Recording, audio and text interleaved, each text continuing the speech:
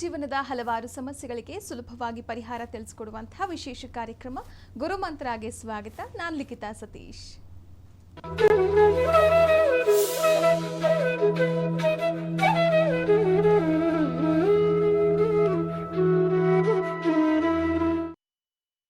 ಇವತ್ತಿನ ಕಾರ್ಯಕ್ರಮದಲ್ಲಿ ವಾಸ್ತು ಅಂದ್ರೇನು, ವಾಸ್ತುವಿನ ಮಹತ್ವ ಅಂದ್ರೇನು, ಜೊತೆಗೆ ಮನೆ ಕಟ್ಟಬೇಕಾದ್ರೆ ಯಾವೆಲ್ಲ ಅಂಶಗಳನ್ನ ಗಮನದಲ್ಲಿಟ್ಕೊಂಡು ಮನೆ ಕಟ್ಟಬೇಕಾಗತ್ತೆ, ಶಲ್ಯ ದೋಷಗಳೆಂದ್ರೇನು, ಅದಕ್ಕೆ ಪರಿಹಾರವೇನು, ಇವೆಲ್ಲವನ್ನ ತಿಳಿಸ್ಕೊಡೋದಕ್ಕೆ ನಮ್ಮೊಟ್ಟಿಗಿದ್ದಾರೆ ಕರ್ನಾಟಕದ ಪ್ರಖ್ಯಾತ ಜ್ಯೋತಿಷ್ಯರು ಹಾಗೆ ಶ್ರೀ ಮಾಯ್ಕಾರ ಗುರುಕುಲ ಸಂಸ್ಥೆಯ ಸಂಸ್ಥಾಪಕರಾದಂತಹ ಶ್ರೀ ಮೂಗೂರು ಮಧು ದೀಕ್ಷಿತ್ ಅವರು. ಬನ್ನಿ ಅವನ್ನ ಕಾರ್ಯಕ್ರಮಕ್ಕೆ ಸ್ವಾಗತಿಸೋಣ. ಗುರುಜಿ, ಕಾರ್ಯಕ್ರಮಕ್ಕೆ ಸ್ವಾಗತ. ನಮಸ್ಕಾರ. ಶ್ರೀ ಗುರುಭ್ಯೋ ನಮಃ. ಮಾಯಕಾರ ಪ್ರಭುವೇ ನಮಃ. ಗಣೇಶ ದೇವಿ ವಾಗ್ದೇವಿ ಮಮ ವಾಕ್ಯ ಸಿದ್ಧಿ ಕುರುಕುರು ಸ್ವಾಹ.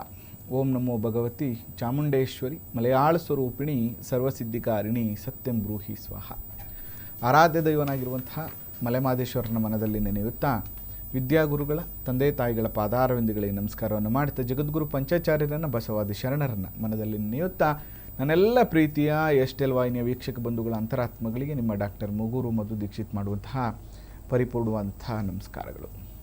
ವೀಕ್ಷಕರೇ, ನೀವೇನಾದರೂ ಗುರೂಜಿಯವ್ರನ್ನ ನೇರವಾಗಿ ಭೇಟಿಯಾಗಬೇಕಾದಲ್ಲಿ ನಿಮ್ಮ ಟಿವಿ ಸ್ಕ್ರೀನ್ ಮೇಲೆ ಡಿಸ್ಪ್ಲೇ ಆಗ್ತಿರುವಂತಹ ನಂಬರ್ಗೆ ಕರೆ ಮಾಡಿ ಭೇಟಿ ಮಾಡಿ, ಜೊತೆಗೆ ನಮ್ಮ ಕಾರ್ಯಕ್ರಮಕ್ಕೂ ಕೂಡ ಕರೆ ಮಾಡಿ ಮಾತನಾಡ್ಬೋದು ಅಂತ ಹೇಳ್ತಾ, ಇನ್ನು ಜನವರಿ 26ರ ನಂತರ ಆನ್ಲೈನ್ ಕ್ಲಾಸಸ್ ಕೂಡ ನಡೆಸಲಾಗುತ್ತೆ. ಜ್ಯೋತಿಷ್ಯ ಶಾಸ್ತ್ರ ಕಲಿಯುವಲ್ಲಿ ಏನಾದರೂ ಇಂಟ್ರೆಸ್ಟ್ ಇದ್ದಲ್ಲಿ ಗುರೂಜಿಯವ್ರನ್ನ ಭೇಟಿ ಮಾಡಿ ಮಾಹಿತಿಯನ್ನ ಪಡೆದುಕೊಳ್ಬೋದು ಅಂತ ಹೇಳ್ತಾ, ಗುರುಜಿ, ಮೊದಲನೇದಾಗಿ ಪ್ರತಿಯೊಂದಕ್ಕೂ ಕೂಡ ಈಗ ವಾಸ್ತುವನ್ನ ನೋಡ್ಲಾಗುತ್ತೆ. ಮನೆ ಕಟ್ಟುವಂತಹ ವಿಷಯ ಅಂತ ಬಂದಾಗ ಎಲ್ಲಾದ್ರಲ್ಲೂ ಕೂಡ ವಾಸ್ತು ತುಂಬಾನೇ ಮುಖ್ಯವಾಗುತ್ತೆ. ಈ ವಾಸ್ತು ಹಿನ್ನೆಲೆ ಏನು, ವಾಸ್ತು ಮಹತ್ವ ಏನು ಅನ್ನೋದನ್ನ ತಿಳಿಸ್ಕೊಡಿ. ಬಹಳ ಪ್ರಮುಖವಾದಂಥದ್ದು ವಾಸ್ತುಶಾಸ್ತ್ರ.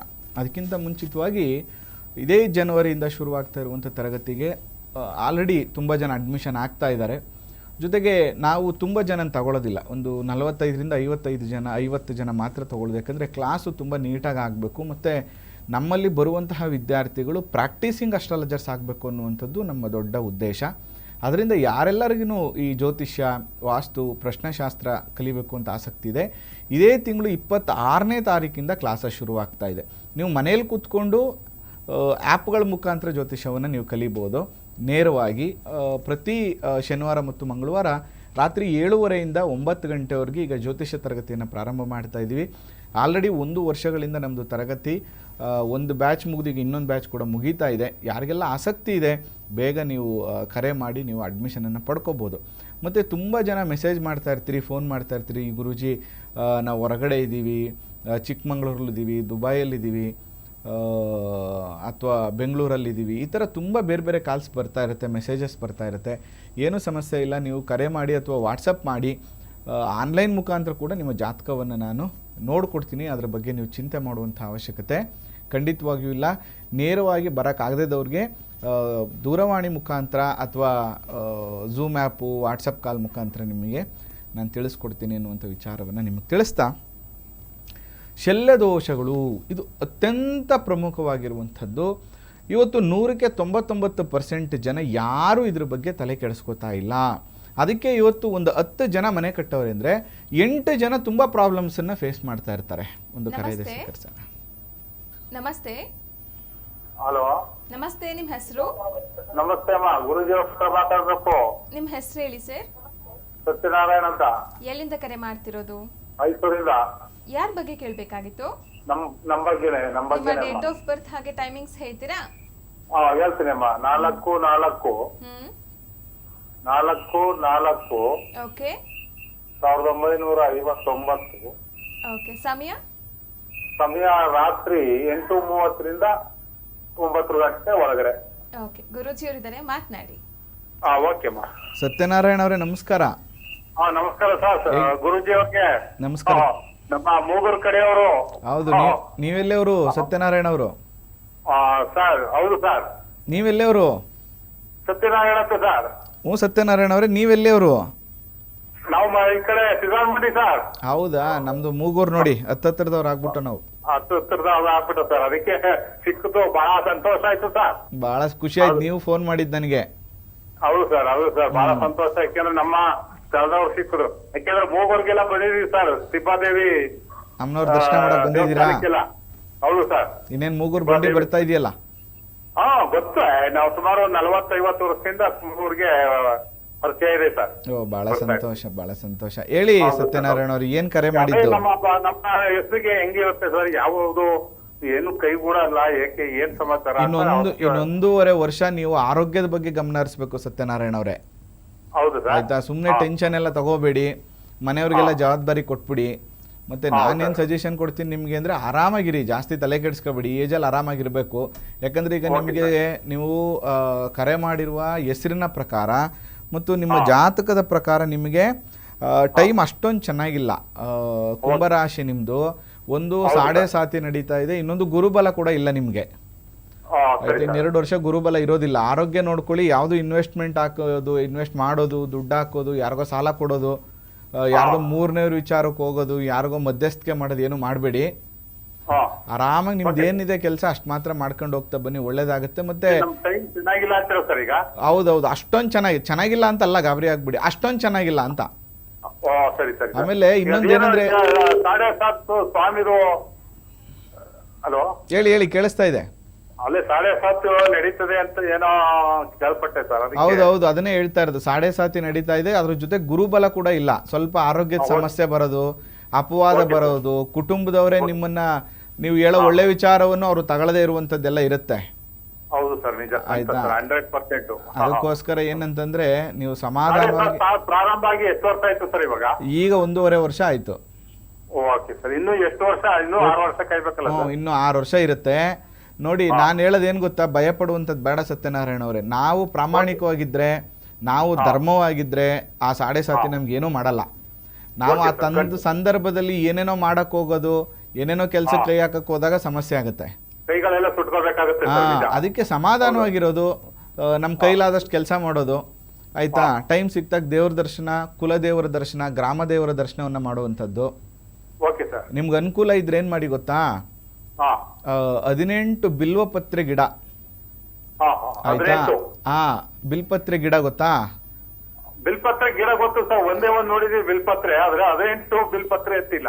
ಅಲ್ಲ, 18 ಬಿಲ್ಪತ್ರೆ ಗಿಡ. ಅದನ್ನ ನೆಟ್ಬಿಟ್ಟು ಬೆಳೆಸಿ. ಸರಿ ಸರಿ ಸರಿ, ತುಂಬಾ ಒಳ್ಳೇದು. ನೀವು ಹೆಂಗಿದ್ರು ಹಳ್ಳಿಲಿ ಇದೀರಲ್ಲ, ಎಲ್ಲಾ ಕಡೆ ಒಂದೊಂದು ಹಾಕಿ ನೀಟಾಗಿ ಬೆಳೆಸಿ ಅದನ್ನ.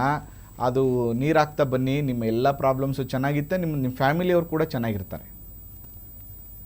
ಒಳ್ಳೇದಾಗ್ಲಿ. ಥ್ಯಾಂಕ್ ಯು, ಧನ್ಯವಾದ ಕರೆ ಮಾಡಿದಕ್ಕೆ. ಇನ್ನು ಗುರುಜಿ, ಶಲ್ಯ ದೋಷಗಳ ಬಗ್ಗೆ ತಿಳಿಸ್ಕೊಡ್ತಾ ಇದ್ದಾರೆ. ನಮ್ಮ ಜೊತೆಗೆ ನಾವು ಒಂದಿನ ವಿಶೇಷವಾಗಿ ಪ್ರೋಗ್ರಾಮ್ ಮಾಡಬೇಕು. ಪ್ರಕೃತಿಯನ್ನು ಉಳಿಸುವುದ್ರ ಜೊತೆಗೆ ನಮ್ಮ ಜಾತಕದ ದೋಷಗಳನ್ನು ಕೂಡ ನಿವಾರಣೆ ಮಾಡ್ಕೋಬಹುದು. ನಮ್ಮಲ್ಲಿ 12 ರಾಶಿ, 9 ಗ್ರಹಗಳು, 27 ನಕ್ಷತ್ರಗಳಿಗೆ ಸಂಬಂಧಪಟ್ಟಂಥ ವೃಕ್ಷಗಳಿದೆ. ನಾವು ದೇವಸ್ಥಾನಕ್ಕೆ ಹೋಗಬೇಕು, ಪೂಜೆನೇ ಮಾಡಬೇಕು, ಹೋಮನೆ ಮಾಡಬೇಕು ಅಂತ ಏನಿಲ್ಲ. ನೀವು ಅದಕ್ಕೆ ಸಂಬಂಧಪಟ್ಟಂಥ ವೃಕ್ಷಗಳನ್ನು ಬೆಳೆಸೋದ್ರಿಂದ ಕೂಡ ನಿಮ್ಮ ಜಾತಕದ ದೋಷಗಳು ನಿವಾರಣೆ ಆಗಿಬಿಡುತ್ತೆ. ಅದರಿಂದ ನಿಮ್ಮ ಸಂಕಷ್ಟಗಳು ನಿವಾರಣೆ ಆಗುತ್ತೆ. ಇಲ್ಲಿ 2 ಪರಿಹಾರ ಸಿಗುತ್ತೆ. ಒಂದು ಪ್ರಕೃತಿಯನ್ನು ಪೂಜಿಸ್ದಂಗೆ ಆಗುತ್ತೆ, ಇನ್ನೊಂದು ಜಾತಕಕ್ಕೆ ಪರಿಹಾರ ಸಿಗುತ್ತೆ. ಮತ್ತು ನಾವು ಏನಿವತ್ತು ಎಲ್ಲ ಕಡೆ ಗಿಡ ಮರಗಳನ್ನು ಹಾಳು ಮಾಡ್ತಾ ಇದ್ದೀವಿ, ಅದನ್ನು ಪೋಷಣೆ ಮಾಡ್ದಂಗೂ ಆಗುತ್ತೆ. 3 ವಿಧದಲ್ಲಿ ಕೂಡ ನಾವು ಪರಿಹಾರವನ್ನು ಕಂಡ್ಕೋಬೋದು. ಅದೇ ಥರ ಶಲ್ಯ ದೋಷಗಳು ಅಂತಂದ ಸಂದರ್ಭದಲ್ಲಿ ಪ್ರಮುಖವಾಗಿ ಒಂದು ಮನೆಯನ್ನು ನಿರ್ಮಾಣ ಮಾಡುವಾಗ ಒಬ್ಬರು ಒಳ್ಳೆ ವಾಸ್ತುತಜ್ಞರನ್ನು ಕರ್ಕೊಂಡು ಬಂದು, ನಾವು ತುಂಬ ಜನ ದೊಡ್ಡ ದೊಡ್ಡ VIP ಎಲ್ಲ ಇವತ್ತು ಯಾರ್ಯಾರು ತುಂಬ ದೊಡ್ಡ VIP ಇದ್ದಾರೆ, ಅವರು ತುಂಬ ದೊಡ್ಡ ದೊಡ್ಡ ಬಿಸ್ನೆಸ್ ಮಾಡ್ತಾ ಇದ್ದಾರೆ, ಅವರೆಲ್ಲರೂ ಕೂಡ ಇದನ್ನೆಲ್ಲ ಶಾಸ್ತ್ರೋಕ್ತವಾಗಿ ಫಾಲೋ ಮಾಡ್ತಾರೆ. ಆದರೆ ಏನಾಗ್ತದೆ ಪ್ರಾಬ್ಲಮ್ಸು ಅಂತಂದರೆ, ಈ ನಾವು ಮನೆ ಮಾಡ್ತಾ ಇರೋದೇ 30-40, ನಾವು ಮಾಡ್ತಾ ಇರೋದೇ 60-40. ಅಯ್ಯೋ 1 ಕೋಟಿ ಮನೆ ಕಟ್ತಾ ಇದ್ದೀವಿ, ಅಯ್ಯೋ ಅವ್ರನ್ನ ಕರೆದ 500,000 ಕೊಡಬೇಕಲ್ಲಪ್ಪ, ಈ ಥರದ ಯೋಚನೆಗಳು. ಮನೆ ಕಟ್ಟಿದ ಮೇಲೆ 10 ಲಕ್ಷ ಖರ್ಚು ಮಾಡ್ತೀರಿ ರಿನೋವೇಷನ್ಗೆ ಅಂತ ಅಂದ್ಬಿಟ್ಟು. ಅದಕ್ಕೋಸ್ಕರ ಯಾವ ಥರ ಪ್ರಾಬ್ಲಮ್ಸ್ಗಳು ಕ್ರಿಯೇಟ್ ಆಗುತ್ತೆ ನಿಮ್ಗೆ ಅನ್ನೋದನ್ನು ತಿಳಿಸ್ಕೊಡ್ತೀನಿ. ಒಂದು ಕರೆ ಸ್ವೀಕರಿಸಿ. ನಮಸ್ತೆ. ನಮಸ್ತೆ. ನಮಸ್ತೆ ಮೇಡಮ್. ನನ್ನ ಧ್ವನಿ ಕೇಳ್ತಾ ಇದೆಯಾ? ಕೇಳ್ತಾ ಇದೆ ಮೇಡಮ್. ಹೇಳಿ, ನಿಮ್ಮ ಹೆಸರು? ನನ್ನ ಹೆಸರು ನಾಗರಾಜ್. ಸ್ವಲ್ಪ ಜೋರಾಗಿ ಮಾತನಾಡ್ತೀರಾ? ನಾಗರಾಜ್ ಮೇಡಮ್. ಓಕೆ, ನಾಗರಾಜ್ ಎಲ್ಲಿಂದ ಕರೆ ಮಾಡ್ತಿರೋದು? ನಮ್ಮ ಬಳ್ಳಾರಿ ಮೇಡಮ್. ಓಕೆ, ಯಾರ ಬಗ್ಗೆ ಕೇಳಬೇಕಾಗಿತ್ತು? ನಮ್ಮ ಬಗ್ಗೆನೇ ಕೇಳೋಕೆ. ನಿಮ್ಮ ಡೇಟ್ ಆಫ್ ಬರ್ತ್ ಹಾಗೆ ಟೈಮಿಂಗ್ಸ್ ಹೇಳ್ತೀರಾ? Madam 26/7/1988 madam. ಓಕೆ, ಸಮಯ? 1:02 ಮಧ್ಯರಾತ್ರಿನಾ? ಹೌದು ಮೇಡಮ್. ಓಕೆ, ಗುರೂಜಿ ಅವರಿದ್ದಾರೆ, ಸ್ವಲ್ಪ ಜೋರ್ನ. ಮಧ್ಯರಾತ್ರಿ ಅಂದ್ರೆ 26 ರಾತ್ರಿನಾ 25 ರಾತ್ರಿನಾ? ಮೇಡಮ್ ಸರಿ, 25 ರಾತ್ರಿ ಗುರುಗಳೇ. 26 ಬೆಳಗಿನ ಜಾವ? ಅಲ್ಲ, 26 ಬೆಳಗಿನ ಜಾವ. ಏನು ನಿಮ್ಮ ಪ್ರಶ್ನೆ ನಾಗರಾಜ್ ಅವರೇ? ಯಾಕೆ ಬೇಜಾರಾಗಿದ್ದೀರಿ? ಯಾಕೆ ಟೆನ್ಷನ್ನು? ಯಾಕೆ ಜೀವನದ ಬಗ್ಗೆನೇ ಬೇಸರ ನಿಮಗೆ? ಯಾಕೋ ಗೊತ್ತಿಲ್ಲ ಗುರುಗಳೇ, ಇದಕ್ಕಿದಾಗ ಭಯ ಅನಿಸ್ತಾ ಇರುತ್ತೆ. ಏನು ಭಯ ಪಡಬೇಡಿ, ನಿಮಗೇನು ಆಗಿಲ್ಲ. ಅದೇನಾಗ್ತಾ ಇದೆ, ನಿಮಗೆ ನಡೀತಾ ಇರುವಂಥ ದಶಾಭುಕ್ತಿಗಳು ಅಷ್ಟೊಂದು ಚೆನ್ನಾಗಿಲ್ಲ. ಯಾಕಂದರೆ ಈಗ ನಿಮಗೆ ಶುಕ್ರ ದಶೆ ಎಂಡಿಂಗ್ ಬಂದ್ಬಿಟ್ಟಿದೆ. ನೀವೊಂದು ಶುಕ್ರಾದಿತ್ಯ ಸಂಧಿ ಶಾಂತಿಯನ್ನು ಮಾಡಿಸ್ಕೋಬೇಕು. ಮತ್ತು ನಿಮಗೆ ಪ್ರಾಬ್ಲಮ್ ಏನಂದರೆ ಗೋಚಾರದಲ್ಲಿ ಇವಾಗ ತಾನೇ ಗುರುಬಲ ಮುಗೀತು, ಮತ್ತು 3ನೇ ಮನೆಯಲ್ಲಿ ಗುರು ಸಂಚಾರ ಮಾಡ್ತಾ ಇದ್ದಾನೆ. ಅನುರಾಧ ನಕ್ಷತ್ರಕ್ಕೆ ಶನಿ ಅಧಿಪತಿಯಾಗಿ ಇರೋದ್ರಿಂದ ನಿಮಗೇನಾಗುತ್ತೆ, ಸ್ವಲ್ಪ ಮಾನಸಿಕವಾಗಿ ಡಿಸ್ಟರ್ಬೆನ್ಸು, ಆತಂಕ, ಟೆನ್ಷನ್ಸ್ ಎಲ್ಲ ಇರುತ್ತೆ. ಅದನ್ನೆಲ್ಲ ಬಿಟ್ಬಿಟ್ಟು ಆರಾಮಾಗಿ ಸ್ವಲ್ಪ ಎಲ್ಲರ ಜೊತೆನೂ ಬೆರೆಯೋದು ಕಲೀರಿ. ನಿಮ್ಮ ಪ್ರಾಬ್ಲಮ್ ಏನು ಗೊತ್ತಾ, ನೀವು ಒಬ್ಬೊಬ್ಬರೇ ಇರೋದು, ಒಬ್ಬೊಬ್ಬರೇ ಏನೇನೋ ಯೋಚನೆ ಮಾಡ್ಕೊಳ್ಳೋದು, ಏನೇನೋ ಆಲೋಚನೆಗಳು ಮಾಡೋದು, ಬೇರೆ ಯಾವ್ಯಾವುದೋ ವಿಷಯಗಳಿಗೆ ಆಸಕ್ತಿ ಮೂಡಿಸ್ಕೊಂಡು ಸಮಸ್ಯೆಗಳು ಮಾಡ್ಕೊಂಡಿರೋಂಥದ್ದು. ಇದನ್ನೆಲ್ಲ ಬಿಟ್ಬಿಟ್ಟು ಒಂದು 10 ಜನಗಳ ಜೊತೆ ಬೆರೆಯುವಂಥದ್ದನ್ನು ಕಲೀರಿ. ಜೊತೆಗೆ ಯಾವುದಾದ್ರೂ ಕೆಲಸ ಮಾಡಿ. ಬೆಳಗ್ಗೆಯಿಂದ ಸಂಜೆವರೆಗೆ ಫುಲ್ ಬ್ಯುಸಿ ಇರಬೇಕು, ನೀವು ಫ್ರೀ ಇರಬಾರ್ದು, ಆಯಿತಾ? ಪ್ರತಿ ಶುಕ್ರವಾರ ದುರ್ಗಾದೇವಿ ಆರಾಧನೆ ಮಾಡ್ತಾ ಬನ್ನಿ, ದುರ್ಗಾದೇವಿ ದೇವಸ್ಥಾನಕ್ಕೆ ಹೋಗ್ತಾ ಬನ್ನಿ. ಖಂಡಿತವಾಗಿಯೂ ಈ ಪ್ರಾಬ್ಲಮ್ಸ್ ಎಲ್ಲ ಕಮ್ಮಿ ಆಗುತ್ತೆ. ಭಯಪಡುವಂಥದ್ದು ಬೇಡ. Thank you. ಧನ್ಯವಾದ ಕರೆ ಮಾಡಿದ್ದಕ್ಕೆ. ಇನ್ನು ಗುರುಜಿ, ಮನೆ ಕಟ್ಟಬೇಕಾದ್ರೆ ವಾಸ್ತು ಅನ್ನುವಂಥದ್ದು ಬಹಳ ಮುಖ್ಯ ಅಂತ ತಿಳಿಸ್ಕೊಡ್ತಾ ಇದ್ರಿ. ಹ್ಞೂನಮ್ಮ. ಏನಂದರೆ ಮನೆ ಕಟ್ಟುವಾಗ ಯೋಚನೆ ಮಾಡಬೇಕಾಗಿರುವಂಥದ್ದು ಭೂಶುದ್ಧಿಯನ್ನು ಮಾಡಬೇಕು. ನೋಡಿ, ನಾನು ಈ ಉದಾಹರಣೆಯನ್ನು ಭಾಳ ಖುಷಿಯಿಂದ ಕೊಡಲಿಕ್ಕೆ ಇಷ್ಟಪಡ್ತೀನಿ. ಮೊನ್ನೆ ನಡೆದಂಥ ಒಂದು ಪಾರ್ಲಿಮೆಂಟ್ ಭೂಮಿ ಪೂಜೆ ದಿನ ನರೇಂದ್ರ ಮೋದಿಯವರು ನಮ್ಮ ದೇಶದ ಒಳಿತಾಗಲಿ, ದೇಶಕ್ಕೆ ಒಳ್ಳೆಯದಾಗಲಿ ಅನ್ನುವಂಥ ಉದ್ದೇಶದಿಂದ ಭೂಶುದ್ಧಿಯನ್ನು ಮಾಡ್ತಾರೆ. ಭೂಶುದ್ಧಿಯನ್ನು ಮಾಡಿ ಶಂಕುಸ್ಥಾಪನೆಯನ್ನು ಮಾಡ್ತಾರೆ. ಅದು ಶಾಸ್ತ್ರೋಕ್ತವಾದ ಶಂಕುಸ್ಥಾಪನೆಯನ್ನು ಮಾಡ್ತಾರೆ ಮತ್ತು ನವರತ್ನ ಪೀಠವನ್ನು ಪ್ರತಿಷ್ಠಾಪನೆಯನ್ನು ಮಾಡ್ತಾರೆ. ನೀವೆಲ್ಲ ಅದ್ರ ವಿಜುವಲ್ಸ್ ಎಲ್ಲ ನೀವು ನೋಡ್ಬೋದು. ನೀವು ಗೂಗಲ್ಗೆ ಹೋಗಿ ಸರ್ಚ್ ಮಾಡಿದ್ರೆ ತುಂಬ ಫೋಟೋಸ್ ನಿಮಗೆ ಸಿಗುತ್ತೆ. ಅಂದರೆ ಇಡೀ ದೇಶಕ್ಕಾಗಿಯೇ ಅವ್ರು ಮಾಡ್ತಾ ಇದ್ದಾರೆ ಅಂತ ಯೋಚನೆ ಮಾಡಿದಂಥ ಸಂದರ್ಭದಲ್ಲಿ ನಾನು ನನ್ನ ಕುಟುಂಬ ಚೆನ್ನಾಗಿರಬೇಕು ಅಂತ ಮನೆಯನ್ನು ಕಟ್ಟುವಾಗ ಇದ್ರ ಬಗ್ಗೆ ಯಾರೂ ಯೋಚನೆನೇ ಮಾಡೋದಿಲ್ಲ ನೀವು. ಅದಕ್ಕೋಸ್ಕರ ದಯವಿಟ್ಟು ಈ ಶಲ್ಯ ದೋಷಗಳನ್ನು ನೀವು ಪರಿಹಾರ ಮಾಡಿಕೊಳ್ಳಿಲ್ಲ ಅಂದರೆ ನೀವು ಎಷ್ಟೇ ಕೋಟಿಯನ್ನು ಖರ್ಚು ಮಾಡಿ ಮನೆ ಕಟ್ಟಿದ್ರೂ ಕೂಡ ಆ ಮನೆಯಲ್ಲಿ ನಿಮಗೆ ನೆಮ್ಮದಿ ಸಿಗೋದಿಲ್ಲ. ಓಕೆ, ನಮಸ್ತೆ. ನಮಸ್ತೆ. ಹಾ, ನಮಸ್ತೆ ಮೇಡಮ್. ನಿಮ್ಮ ಹೆಸರು? ನನ್ನ ಹೆಸರು ಸಂಧ್ಯಾ. ನನ್ನ ಮಗಳ ಬಗ್ಗೆ ಕೇಳಬೇಕಾಗಿತ್ತು. ಓಕೆ, ಎಲ್ಲಿಂದ ಕರೆ ಮಾಡ್ತಿರೋದು ಸಂಧ್ಯಾ? ನಾವು ಶ್ರೀರಾಮ್ಪುರ.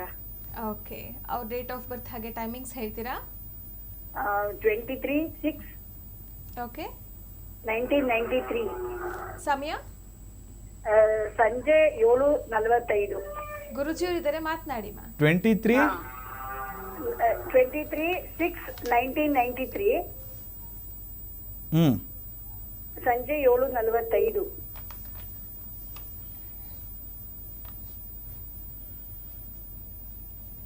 ಏನು ವಿಷಯಮ್ಮ?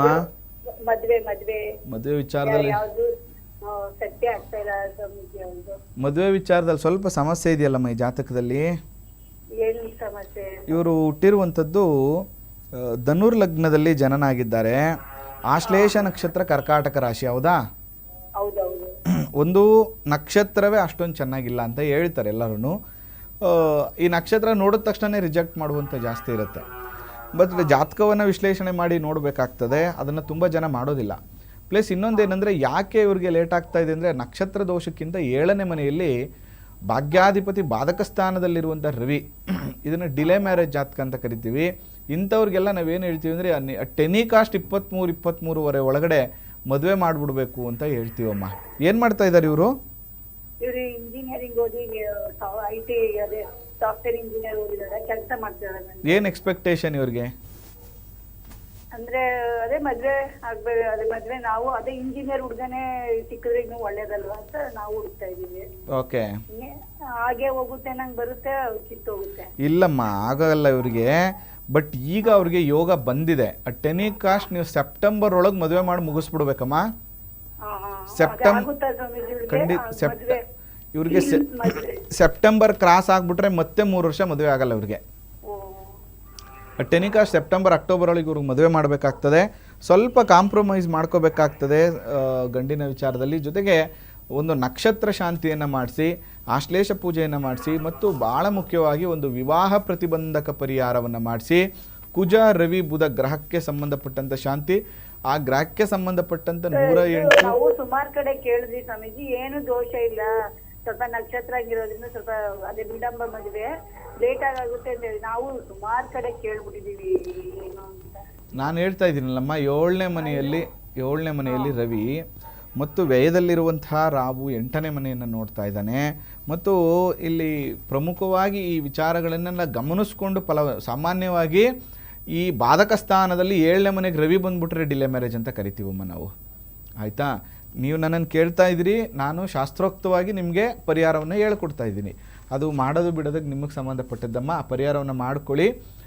ಅಕ್ಟೋಬರ್ ಒಳಗಡೆ ಇವ್ರಿಗೆ ಮದುವೆ ಮಾಡಿ ಮತ್ತೆ ಸ್ವಲ್ಪ ಕಾಂಪ್ರಮೈಸ್ ಆಗಬೇಕಾಗ್ತದೆ. ಕಾಂಪ್ರಮೈಸ್ ಆದರೆ ಖಂಡಿತವಾಗಿಯೂ ಮದುವೆ ಆಗುತ್ತೆ. ಒಳ್ಳೆಯದಾಗಲಮ್ಮ.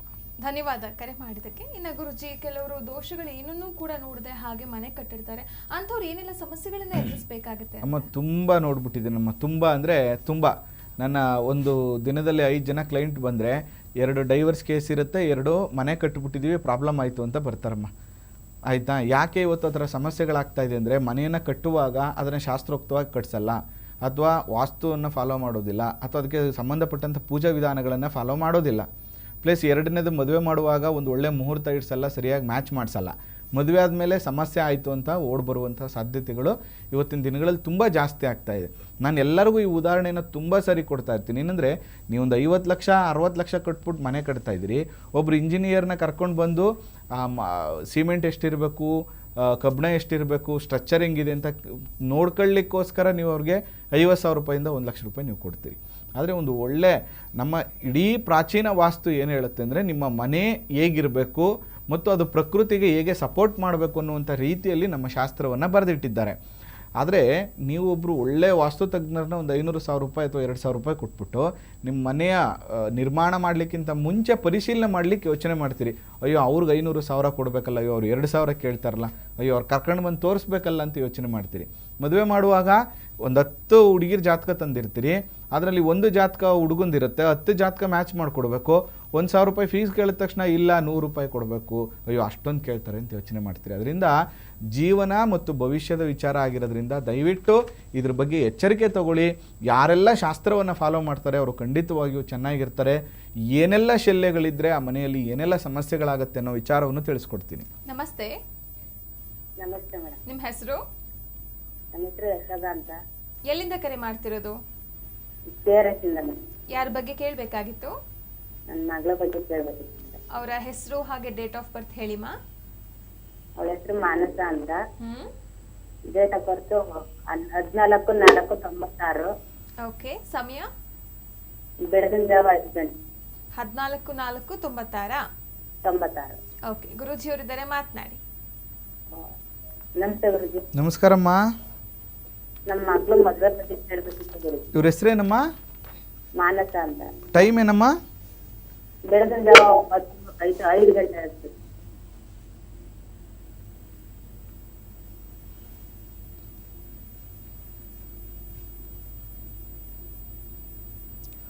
ರಾಹು ದಶೆ ನಡೀತಾ ಇದೆಯಮ್ಮ ಇವ್ರಿಗೆ. ಏನು ಮಾಡ್ತಾ ಇದ್ದಾರಮ್ಮ ಇವರು? ಮನೇಲೆ ಇದ್ದಾರೆ. ರಾಹು ದಶೆ ಮುಗಿದು ಗುರು ದಶೆ ನಡೀತಾ ಇದೆ. ಗುರು ದಶೆಯಲ್ಲಿ ರವಿ ಭುಕ್ತಿ, ಚಂದ್ರ ಭುಕ್ತಿ.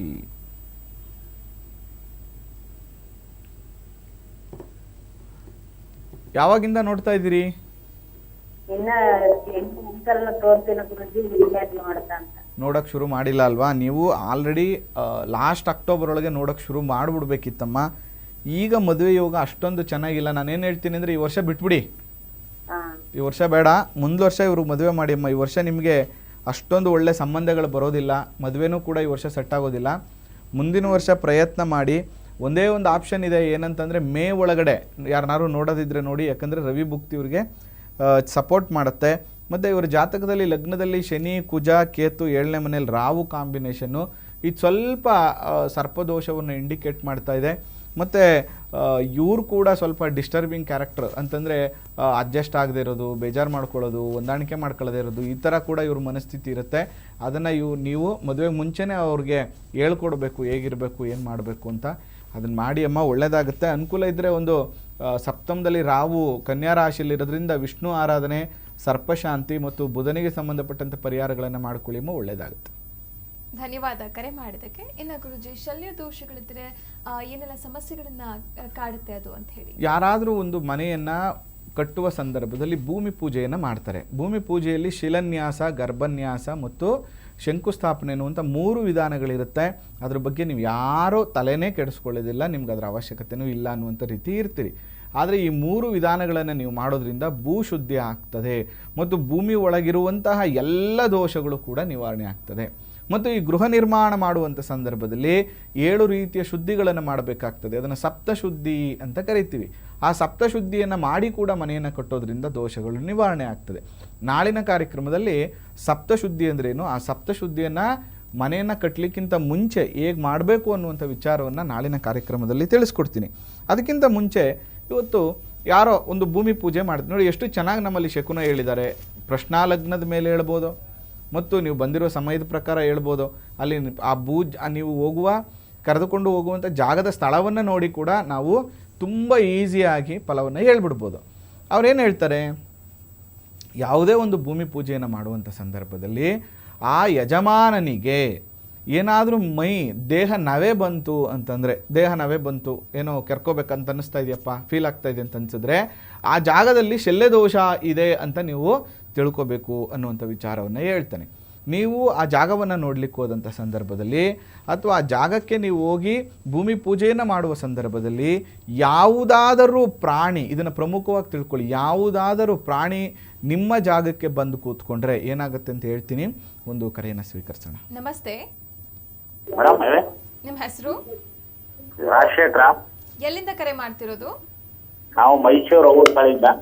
ಓಕೆ, ಯಾರ ಬಗ್ಗೆ ಕೇಳಬೇಕಾಗಿತ್ತು? ರಾಜಶೇಖರ ನಮ್ಮ ಬಗ್ಗೆ. ನಿಮ್ಮ ಡೇಟ್ ಆಫ್ ಬರ್ತ್ ಹಾಗೆ ಟೈಮಿಂಗ್ಸ್ ಹೇಳ್ತೀರಾ? 1999. ನಿಮ್ಮ 89. ತುಂಬಾ ಡಿಸ್ಟರ್ಬೆನ್ಸ್ ಇದೆ, ಮತ್ತೊಮ್ಮೆ ಹೇಳ್ತೀರಾ? ದಯವಿಟ್ಟು ಟಿವಿ ನೋಡ್ಕೊಂಡು ಮಾತನಾಡಬೇಡಿ ವೀಕ್ಷಕರೇ. ನೀವೇನಾದ್ರೂ 1989 ಮೇಡಮ್. ತುಂಬಾ ಡಿಸ್ಟರ್ಬೆನ್ಸ್ ಇದೆ, ದಯವಿಟ್ಟು ಮತ್ತೊಮ್ಮೆ ಕರೆ ಮಾಡಿ ವೀಕ್ಷಕರೇ. ದಯವಿಟ್ಟು ಕರೆ ಮಾಡಬೇಕಾದ್ರೆ ನಿಮ್ಮ ಟಿವಿ ವಾಲ್ಯೂಮ್ನ ಕಂಪ್ಲೀಟ್ ಆಗಿ ಮ್ಯೂಟ್ ಮಾಡಿ, ಹಾಗೆ ಸಿಗ್ನಲ್ ಸಿಗೋ ಕಡೆ ಬಂದು ಮಾತನಾಡಿ ಅಂತ ಹೇಳ್ತಾ ಇನ್ನ ಗುರುಜಿ ತಿಳಿಸ್ಕೊಡ್ತಾ ಇದ್ರಿ.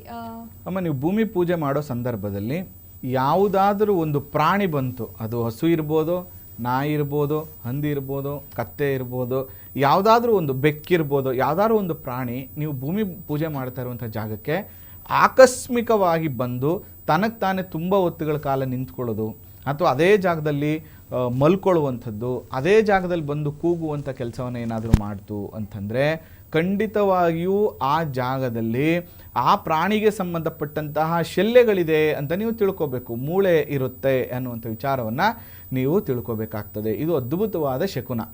ಅದಾದ ಮೇಲೆ ಪ್ರಮುಖವಾಗಿ ಪೂರ್ವ ದಿಕ್ಕಿನಲ್ಲಿ ಏನಾದರೂ ಮನುಷ್ಯನ ಮೂಳೆ ಸಿಕ್ಕಿದ್ರೆ, ಮನುಷ್ಯನ ಮೂಳೆ ಯಾಕಂದರೆ ಯಾರೋ ಹಾಕಿರ್ತಾರೆ ಅಥವಾ ಎಲ್ಲಿಂದನೂ ತಂದು ಹಾಕಿರ್ತಾರೆ, ಈ ಥರದ್ದೆಲ್ಲ ಇರುತ್ತೆ.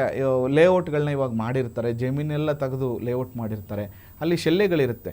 ಆ ಶಲ್ಯಗಳನ್ನು ನೀವು ತೆಗೆದೇ ಏನಾದರೂ ಮನೆ ಕಟ್ಟಿದ್ರೆ ಅದಕ್ಕೆ ತುಂಬ ಜನಕ್ಕೆ ಅಗೋಚರ ಬಾಧೆ, ಮನೆಗೆ ಹೋದ್ಮೇಲೆ ನಿದ್ದೆ ಬರಲ್ಲ, ಏನೋ ಒಂಥರ ಭಯ, ಏನೋ ಒಂಥರ ಆತಂಕ, ಯಾರೋ ಓಡಾಡ್ದಂಗೆ ಆಗುವಂಥದ್ದು, ಆ ಮನೆಗೆ ಹೋದ್ಮೇಲೆ ಸಿಕ್ಕಾಬಟ್ಟೆ ಆರೋಗ್ಯ ಸಮಸ್ಯೆ. ಆಚೆ ಇದ್ದಾಗ ನಾವು ತುಂಬ ಆಕ್ಟಿವ್ ಆಗಿರ್ತೀವಿ, ಮನೆ ಒಳಗಡೆ ಹೋದರೆ ಸುಸ್ತು, ಸಂಕಟ, ಆಯಾಸ, ತಲೆಬಾಧೆ, ಈ ರೀತಿಯ ಅನೇಕ ರೀತಿಯ ಸಮಸ್ಯೆಗಳನ್ನು ನೀವು ಅನುಭವಿಸ್ತಾ ಇರ್ತೀರಿ. ಇದೆಲ್ಲದಕ್ಕೂ ಕೂಡ ಶಲ್ಯ ದೋಷವೇ ಕಾರಣ. ಮನುಷ್ಯನ ಮೂಳೆಗಳೇನಾದರೂ ಸಿಕ್ಕಿದ್ರೆ ಮರಣ ಪ್ರಾಪ್ತಿ ಅಂತ ಹೇಳ್ತೀವಿ. ಯಾವ ಒಬ್ಬ ಮನುಷ್ಯ ಯಜಮಾನ ಆ ಮನೆಯಲ್ಲಿ ವಾಸ ಮಾಡ್ತಾರೋ ಆ ಮನೆಯಲ್ಲಿ ಅಕಾಲಿಕ ಮರಣಗಳು ನಡೆಯುತ್ತದೆ. ಮನೆಯ ಯಜಮಾನ ಆ ಮನೆಗೆ ಹೋದ್ಮೇಲೆ ತುಂಬ ಸಮಸ್ಯೆಯಲ್ಲಿ ಸಿಕ್ಕಿಕೊಳ್ತಾನೆ. ನೀವು ಪರ್ಸೆಂಟೇಜ್, ಇವತ್ತಿನ ದಿನಗಳಲ್ಲಿ ಪರ್ಸೆಂಟೇಜ್ ಒಂದು 10 ಮನೆ ನೀವು ರಿಸರ್ಚ್ ಮಾಡಿಬಿಟ್ರೆ 10 ಮನೆಯಲ್ಲಿ ಕನಿಷ್ಠ ಪಕ್ಷ 7 ಮನೆಯವರು ಸಂತೋಷವಾಗಿಲ್ಲ ಮನೆ ಕಟ್ಟದ ಮೇಲೆ. ಅಯ್ಯೋ ಒಂದು 20-30 ಮನೇಲಿದ್ವಪ್ಪ, ಸಂತೋಷವಾಗಿದ್ವಿ, ಅಯ್ಯೋ ಒಂದಷ್ಟು ಸಂಪಾದನೆ ಮಾಡಿದ್ವಿ, ಊರು ಜಮೀನು ಮಾಡಿದ್ವಿ ಅಂದ್ಬಿಟ್ಟು 60-40 30-40 ಡೂಪ್ಲೆಕ್ಸ್ ಮನೆ ಕಟ್ಟಿದ್ವಿ, ಈ ಮನೆಗೆ ಬಂದಮೇಲೆ ನೆಮ್ಮದಿಯೆಲ್ಲ ಹಾಳಾಗೋಯ್ತಪ್ಪ, ಒಂದಿನನೂ ಕೂಡ ನಾವು ನೆಮ್ಮದಿಯಾಗಿಲ್ಲ ಅನ್ನುವಂಥ ವಿಚಾರವನ್ನು ನೀವು ತುಂಬ ನೋಡಿರ್ತೀರಿ. ಕಾರ್ಯಕ್ರಮವನ್ನು ನೋಡ್ತಾ ಇರೋರು ಕೂಡ ಕೇಳಿರ್ತೀರಿ. ಹಾಗಾದರೆ ಆ ಶಲ್ಯ ದೋಷಗಳನ್ನು ಇನ್ನೂ ಯಾವ ರೀತಿ ಕಂಡುಹಿಡಿಯುವಂಥದ್ದು ಮತ್ತು ಆ ಶಲ್ಯ ದೋಷಗಳಿಗೆ ಇನ್ನೂ ಯಾವೆಲ್ಲ ರೀತಿಯ ಪರಿಹಾರಗಳನ್ನು ನಾವು ಮನೆ ಕಟ್ಟಲಿಕ್ಕಿಂತ ಮುಂಚೆ ಮಾಡ್ಕೋಬೇಕು ಅದನ್ನು ತಿಳಿಸ್ಕೊಡ್ತೀನಿ. ಯಾಕಂದರೆ ಯಾರೆಲ್ಲ ಭೂಮಿ ಪೂಜೆಯನ್ನು ಮಾಡ್ತಿರೋ, ಭೂಶುದ್ಧಿ ಶಲ್ಯ ದೋಷ ನಿವಾರಣೆ ಮಾಡಿ ಮನೆ ಕಟ್ತಿರೋ, ನೀವು ಬಿಲ್ಡಿಂಗಲ್ಲಿ ಒಂಚೂರು ವಾಸ್ತು ದೋಷ ಇದ್ದರೂ ನಡೆದೋಗ್ಬಿಡುತ್ತೆ. ಆದರೆ ಇವತ್ತಿನ ದಿನದಲ್ಲಿ ಏನಾಗಿದೆ, ಯಾರು ಶಾಸ್ತ್ರವನ್ನು, ಈಗ ಒಬ್ಬರು ಇಂಜಿನಿಯರ್ ಅಂದರೆ ಅವ್ರು ಇಂಜಿನಿಯರ್ ಕೆಲಸನೇ ಮಾಡಬೇಕು, ಮೇಸ್ತ್ರಿ ಕೆಲಸನೇ ಮಾಡಬೇಕು, ವಾಸ್ತು ತಜ್ಞನ ಕೆಲಸವನ್ನೇ ಮಾಡಬೇಕು. ಯಾಕಂದರೆ ಅವರು ಆ ವಿಚಾರದಲ್ಲಿ ಹೆಚ್ಚು ಓದ್ಕೊಂಡಿರ್ತಾರೆ ಅಂತ. ಆದರೆ ಇವತ್ತೇನಾಗ್ತಾ ಇದೆ, ಆ ಮೇಸ್ತ್ರಿನೇ ಹೇಳ್ತಾರೆ ಏನಂದರೆ, ಬನ್ನಿ ಸರ್ ನಮಗೆ ಎಲ್ಲ ವಾಸ್ತು 100% ಕೊಟ್ಟು ಮಾಡ್ತೀವಿ ಅಂತ. ಒಬ್ರು ಇಂಜಿನಿಯರ್ ಹೇಳ್ತಾರೆ ಬನ್ನಿ ಸರ್ ನಾವೇ ಮಾಡ್ತೀವಿ ಅಂತ. ಯಾಕಂದರೆ ಅವರ ಕಾನ್ಸೆಪ್ಟ್ ಏನು ಅಂದರೆ ಪೂರ್ವ ಉತ್ತರಕ್ಕೆ ಬಾಗಿಲಿರಬೇಕು, ಆಗ್ನೇಯದಲ್ಲಿ ಅಡುಗೆ ಮನೆ, ವಾಯುವ್ಯದಲ್ಲಿ ಸ್ನಾನದ ಮನೆ, ನೈಋತ್ಯದಲ್ಲಿ ಮಾಸ್ಟರ್ ಬೆಡ್ರೂಮ್ ಇದ್ದರೆ ಅದು 100% ವಾಸ್ತು ಅಂತ ಇಟ್ ಇಸ್ ರಾಂಗ್. ಅದು ವಾಸ್ತು ಅಲ್ಲವೇ ಅಲ್ಲ, ವಾಸ್ತುವನ್ನು ನೋಡುವ ವಿಧಾನವೂ ಅಲ್ಲ. ಜೊತೆಗೆ ಮನೆಯನ್ನು ಕಟ್ಟುವಂಥ ಸಂದರ್ಭದಲ್ಲಿ ಆ ಕನ್ಸ್ಟ್ರಕ್ಷನ್ ಲೇಔಟ್ ನಿಮ್ಮ ಆಯದ ಅಳತೆ ಹೇಗಿರಬೇಕು, ಅದನ್ನು ಯಾವ ರೀತಿ ನೀವು ಮಾಡ್ಕೋಬೇಕು, ಮತ್ತು ಸ್ಥಳ ವೇಸ್ಟ್ ಆಗದೇ ಇರುವಂಥ ರೀತಿಯಲ್ಲಿ ಅಡಿ ಮತ್ತು ಇಂಚಿನ ಲೆಕ್ಕದಲ್ಲಿ ಹೇಗೆ ನಾವು ಆಯವನ್ನು ಕೂರಿಸ್ಕೋಬೇಕು. ಮತ್ತು ಈಶಾನ್ಯಕ್ಕೆ ತೊಗೊಂಡೋಗ್ಬಿಟ್ಟು ಸಂಪಿಟ್ಬಿಡ್ತಾರೆ, ಆದರೆ ಈಶಾನ್ಯದಲ್ಲಿ ಸಂಪಿರಬೇಕಾ, ಈಶಾನ್ಯದಲ್ಲಿ ಸಂಪಿದ್ರೆ ಅದು ಯಾವ ಭಾಗದಲ್ಲಿರಬೇಕು ಅನ್ನುವಂಥದ್ದು ಎಷ್ಟೋ ಜನಕ್ಕೆ ಗೊತ್ತಿಲ್ಲ. ಅದನ್ನು ಮುಂದಿನ ದಿನಗಳಲ್ಲಿ ಕಾರ್ಯಕ್ರಮದಲ್ಲಿ ತಿಳಿಸ್ಕೊಡ್ತೀನಿ. ನಮಸ್ತೆ. ನಮಸ್ತೆ, ನನ್ನ ಧ್ವನಿ ಕೇಳ್ತಾ ಇದೆಯಾ ನಿಮಗೆ? ಸ್ವಲ್ಪ ಜೋರಾಗಿ ಮಾತನಾಡ್ತೀರಾ? ಮಾತಾಡ್ತೀನಿ ಮೇಡಮ್. ಹೇಳಿ, ನಿಮ್ಮ ಹೆಸರು? ಚಿನ್ನಪ್ಪ ಅಂತ, ಚಿನ್ನಪ್ಪ ಅಂತ. ಓಕೆ, ಎಲ್ಲಿಂದ ಕರೆ ಮಾಡ್ತಿರೋದು ಚಿನ್ನಪ್ಪ ಅವರು? ನಮ್ಮ ಚಿಂತಾಮಣಿ ತಾಲೂಕು. ಓಕೆ, ಯಾರ ಬಗ್ಗೆ ಕೇಳಬೇಕಾಗಿತ್ತು? ಗುಚ್ಚಳ್ಳಿಯಿಂದ. ಯಾರ ಬಗ್ಗೆ ಕೇಳಬೇಕಾಗಿತ್ತು ಮೇಡಮ್? ನಮ್ಮ ಬಗ್ಗೆನ. ನಿಮ್ಮ ಡೇಟ್ ಆಫ್ ಬರ್ತ್ ಹಾಗೆ ಟೈಮಿಂಗ್ಸ್ ಹೇಳಿ. ನಮ್ಮ ಬಗ್ಗೆಯಿಂದ ಮಾತಾಡ್ಬೇಕು ಮೇಡಮ್. Thank you sir. ನಾಳೆ ಫೋನ್ ಮಾಡಿ. ಯಾಕೋ ನಿಮ್ಮದು ನೆಟ್ವರ್ಕ್ ಪ್ರಾಬ್ಲಮ್ ಆಗ್ತಾ ಇದೆ ಅಂತ ಅನ್ಸುತ್ತೆ. ನೀವು ತುಂಬ ದೂರದಿಂದ ಕರೆ ಮಾಡಿದಿರಿ ಚಿಂತಾಮಣಿಯಿಂದ, ಭಾಳ ಖುಷಿ. ಬಟ್ ನೀವು ಹೇಳೋದು ನಮಗೆ ಕೇಳಿಸ್ಲಿಲ್ಲ ಅಂದರೆ ನಾವು ಏನು ಹೇಳೋದು ಅಂತ ಗೊತ್ತಾಗಲ್ಲ. ನಾಳಿನ ಕಾರ್ಯಕ್ರಮದಲ್ಲಿ ತಿಳಿಸ್ಕೊಡ್ತೀನಿ, ಏನು ಬೇಜಾರು ಮಾಡ್ಕೋಬೇಡಿ. ಫಸ್ಟು ಪೇಪರಲ್ಲಿ ಬರ್ಕೊಳ್ಳಿ ಏನು ಕೇಳಬೇಕು ಗುರೂಜಿ ಅಂತ, ಮತ್ತು ಡೇಟ್ ಆಫ್ ಬರ್ತು ಟೈಮಿಂಗ್ಸ್ ಬರ್ಕೊಳ್ಳಿ. ನಾಳೆ ಕರೆ ಮಾಡಿ, ಖಂಡಿತವಾಗಿಯೂ ನಿಮಗೆ ತಿಳಿಸ್ಕೊಡ್ತೀನಿ. ಕರೆ ಸಿಗ್ತಾ ಇರೋರು ಬೇಜಾರು ಮಾಡ್ಕೋಬೇಡಿ, ವರ್ಷ ಪೂರ್ತಿ ಕಾರ್ಯಕ್ರಮ ಮಾಡ್ತಾ ಇರ್ತೀವಿ. ದಿನ ಪ್ರಯತ್ನ ಮಾಡಿ ನಿಮಗೆ ಕರೆ ಸಿಗುತ್ತೆ. ಅದ್ರ ಜೊತೆಗೆ ಯಾರಿಗೆಲ್ಲ ಜ್ಯೋತಿಷ್ಯವನ್ನು ಕಲಿಬೇಕು, ವಾಸ್ತುಶಾಸ್ತ್ರವನ್ನು, ಪ್ರಶ್ನೆಶಾಸ್ತ್ರವನ್ನು ಶಾಸ್ತ್ರೋಕ್ತ ಕಲಿಬೇಕು, ನಾವು ಕೂಡ ಇದನ್ನು ಪ್ರೊಫೆಷನ್ನಾಗಿ ತೊಗೋಬೇಕು ಅನ್ನೋಂಥ ಆಸಕ್ತಿ ಇರುವಂಥವರು ದೂರವಾಣಿ ಮುಖಾಂತರ ತಿಳ್ಕೊಳ್ಳಿ. ಇದೇ ಜನವರಿ 26ನೇ ತಾರೀಕಿಂದ ನಮ್ಮ ಗುರುಕುಲದಲ್ಲಿ ಹೊಸ ಬ್ಯಾಚ್ ಶುರುವಾಗ್ತಾ ಇದೆ. ಅದು ಕೂಡ ನೀವು ನೇರವಾಗಿ ಬರುವಂಥ ಅವಶ್ಯಕತೆ ಇಲ್ಲ. 1 ತಿಂಗಳಲ್ಲಿ 8 ಕ್ಲಾಸ್ ಅಟೆಂಡ್ ಮಾಡ್ಬೋದು ಆನ್ಲೈನ್ ಮುಖಾಂತರ. 7:30ಯಿಂದ 9 ಗಂಟೆವರೆಗೆ ನಿಮ್ಮದೆಲ್ಲ ಕೆಲಸವನ್ನು ಮುಗಿಸ್ಕೊಂಡು ಮಲ್ಕೊಳ್ಳೋ ಟೈಮಲ್ಲಿ ಆರಾಮಾಗಿ ಶಾಸ್ತ್ರೋಜ್ಞವನ್ನು ಅಧ್ಯಯನ ಮಾಡಿಕೊಂಡು ಮಲ್ಕೋಬೋದು ಅನ್ನುವಂಥ ವಿಚಾರವನ್ನು ತಿಳಿಸ್ತಾ ಇದ್ದೀನಿ. ಯಾರಿಗೆಲ್ಲ ಆಸಕ್ತಿ ಇದೆ ನೀವು ಕರೆ ಮಾಡಿ. ನಾಳಿನ ಕಾರ್ಯಕ್ರಮದಲ್ಲಿ ಹೆಚ್ಚಿನ ಮಾಹಿತಿಯನ್ನು ನಾನು ತಿಳಿಸ್ತೀನಿ. ಓಕೆ, ಧನ್ಯವಾದ ಗುರುಜಿ. ಇಷ್ಟೊತ್ತು ಕಾರ್ಯಕ್ರಮದಲ್ಲಿದ್ದು ಇಷ್ಟೆಲ್ಲ ವಿಶೇಷವಾದಂಥ ಮಾಹಿತಿಯನ್ನು ಕೊಟ್ಟಿದ್ದಕ್ಕೆ. ಮಲೆಮಹದೇಶ್ವರ ನಿಮಗೆ ಆಯಸ್ಸು, ಆರೋಗ್ಯ, ಸಂತೋಷ, ನಿಮ್ಮದು ಎಲ್ಲವನ್ನು ಕೊಟ್ಟು ಕಾಪಾಡಲಿ. ನಮಸ್ಕಾರ. ವೀಕ್ಷಕರೇ, ತಿಳಿದ್ರಲ್ಲ ಶಲ್ಯ ದೋಷಗಳು ಅಂದ್ರೇನು, ಮನೆ ಕಟ್ಟಬೇಕಾದ್ರೆ ಯಾವೆಲ್ಲ ವಿಚಾರವನ್ನ ಗಮನದಲ್ಲಿ ಇಟ್ಕೊಂಡು ಮನೆ ಕಟ್ಟಬೇಕು ಅಂತ ಹೇಳಿ ಮುಂದಿನ ಕಾರ್ಯಕ್ರಮದಲ್ಲಿ ಮತ್ತೊಮ್ಮೆ ಭೇಟಿಯಾಗ್ತೀವಿ. ಅಲ್ಲಿವರೆಗೂ ನೋಡ್ತಾ ಇರಿ ಎಸ್ಟೆಲ್ ಟಿವಿ, ಸದಾ ನಿಮ್ಮೊಂದಿಗೆ.